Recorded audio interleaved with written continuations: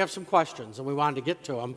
I'm sure you guys could chat till dinner time. So We probably will. yeah, I know. So that's why I thought we'd come out.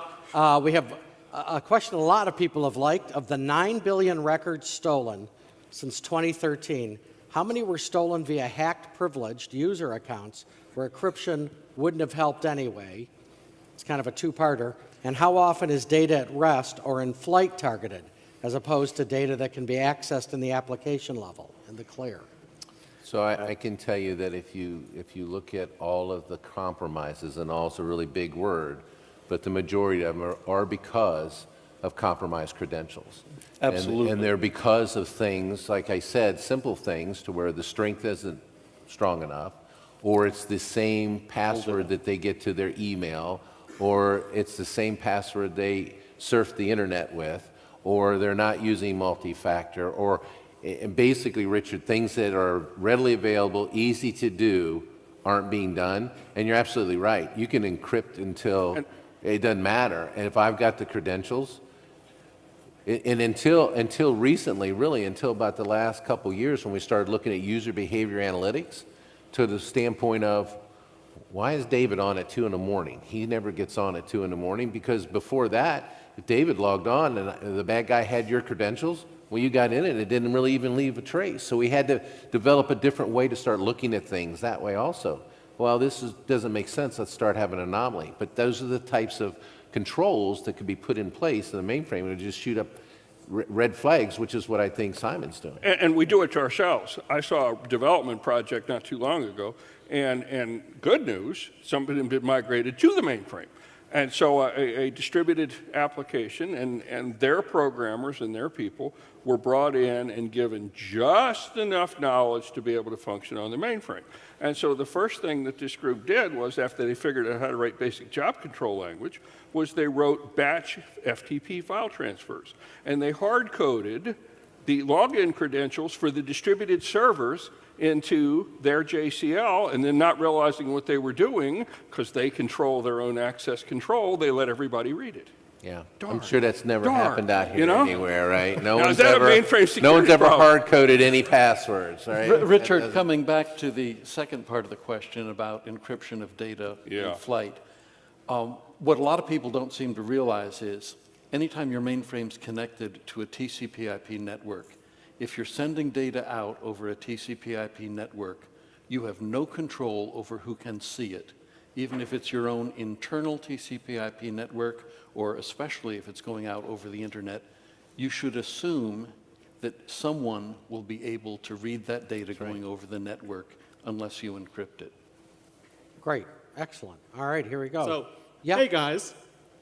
My name is Adam Klinger. I'm new to the security profession. I would love to join you in this Q&A, if you don't mind. Absolutely. Come on up. Okay. Thanks for having me. So where are you from, just so we get to know you? So I work for DTCC in Jersey City.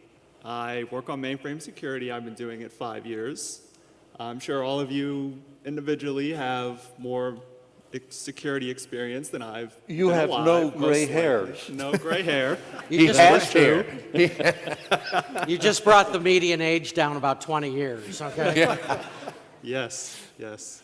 All right, well, thanks, welcome, and thanks for joining us. Besides encryption and multi-factor authentication, what's the most critical trend for mainframe security? Monitoring. You know, these are these people, so answer to them. Monitoring. There you go. Knowing what is going on, using that wealth of data. I saw a Gartner report some years ago, something like 20% of the capacity of our machines is just recording what our machines are doing between SMF and RMF. And we don't use the information that's there to track what's going on. And these tools, Simon, you touched a little bit on sending the data off platform so it can be correlated, the SIEM tools. But monitoring, I think, is in my view, you know, the critical component. I meant to talk about that, and I didn't. If you're familiar with a SIEM, S-I-E-M? SIM, I say it. SIM. Okay. S-I-E-M. Yeah, so a tool off the mainframe that gathers, it's intended to gather log data from all sorts of platforms, not just COS. You have a wealth of data in SMF.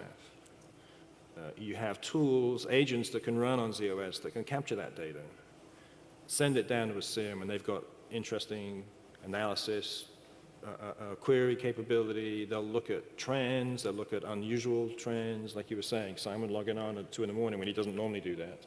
Whereas we have team members who do that because they live in a different time zone. Those tools, I remember one of the first statements made to me when we put our agent in was, oh, it's not going to be able to handle our mainframe. We have too much data. And I mean, in our case, we have a lot. Our Kix workload on a peak day can be about 1 billion transactions a day. So if you imagine the SMF data associated with that is quite large. We recently had a very successful unintended test. Our SIM and our agent were processing upward of 250 million Type 80 records a day. And they went down to the SIM, no hiccup on ZOS, no hiccup on the transmission, no hiccup on the receiving end. Mm-hmm. We haven't seen the bill yet, but this particular vendor sends us a bill based on the amount of data you receive. But that works. To them, it's a drop in the bucket. I mean, those other systems, those other platforms, the routers and other devices of which you have hundreds of, they send a boatload of data as well. So ZOS sends a lot, but we're not out staggering everyone else. So if you're looking at a SIM, or if you haven't looked at a SIM, you need to. If you're looking at one and you're concerned about volume of data, you need to be concerned, obviously, but technically it's doable. And you should be doing it. Do you know what your privileged users are doing? I would expand the answer monitoring to have a baseline for every configuration file and monitor on a regular basis. Simon was talking about how originally the monitoring or the comparison to the standard was done annually and then monthly and weekly and daily. And I think, boy, this sounds like calculus class where I got lost, but you start approaching the limit of continuous monitoring. Yes. And that's what a lot of people are doing. And Because finding out about that problem next week is way too late. And by the way, MVS gives us health checks, which can give us continuous monitoring if we take advantage of them.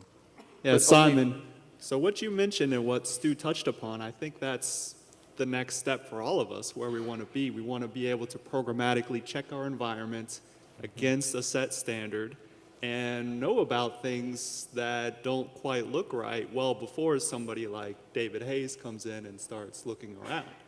Yes. So that's Or more importantly, a bad person finds it first. I mean, Right. You know, audit's a detail. You know, if you're finding out news from auditors, you've got serious problems. If auditors are telling you something you don't already know, honestly, you've got serious problems. Because, believe me, auditors aren't that good. Somebody else has found it before I did. It's true. It's true. All right, what have been some successful strategies for bringing mainframe security and enterprise security together? SIM, SIEM, Yeah. which is a way of taking the SMF data and the other log data, because with USS and TCP/IP and AirEp or LogRec, we have a lot of other information on the mainframe, not just SMF. Take that and combine it with the log files from the Windows and Unix boxes, and I think there's room to do correlations there and find Well, So we do. information from that analysis. So the SOC, my Security Operations Center, that's pretty much what they do.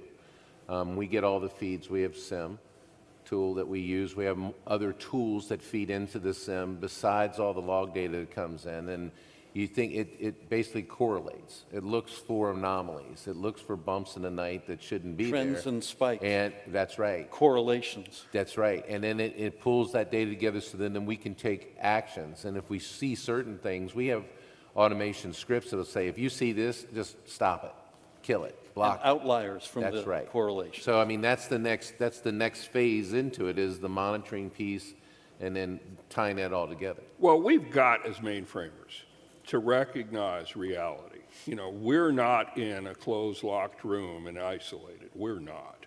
We're in the enterprise, and we're accessible both ways from everywhere. And if you aren't, Adam, you work with this stuff. I mean, how much connectivity do we actually have, intended and unintended, if you're not watching it, into our mainframe environment? It's incredible. It can change by the moment. And so the notion, this gets to risk management. We're not maintaining network security or mainframe security or distributed security. We're maintaining security. We're managing risk. And so we've got to get ourselves out of either being better than the other guys or being different than the other guys, because we all are going to lose our jobs at the same time when this breaks. You know, the Oracle administrator and you guys are going to be out on the street at the same time. They don't care which platform broke.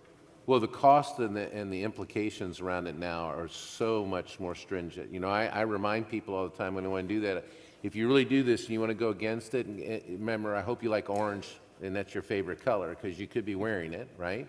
Because it goes all the way up to the top and it says here, you're accountable for this.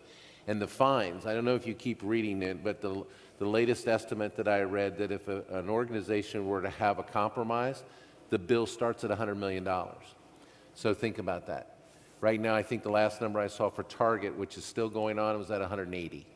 And nowadays, it's worse yet, because we put in more rules, regulations, And Target was because of a bad air conditioning system. Target was a third party? Yeah. That was third party? Yeah. Yep. These guys are good. They look for the holes. So last question, how do I convince my company that security isn't just about checking a compliance box? Stunned them. Good. I would tie that to the financial auditor's control objectives.